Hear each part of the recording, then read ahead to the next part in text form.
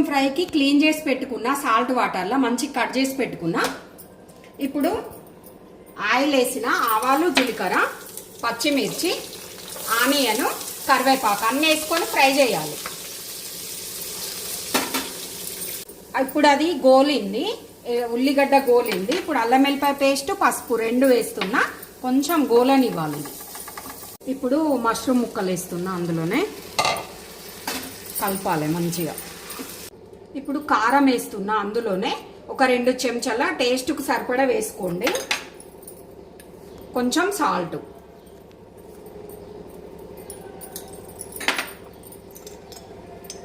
కొంచెం ధనియాల పొడి, కొంచెం జీలకర్ర పొడి కలపాలి మంచిగా. మష్రూమ్ వేసిన తర్వాత మంచి కలిపి మూత పెట్టుకోవాలి, మధ్య మధ్యలో కలుపుకుంటూ ఉండాలి.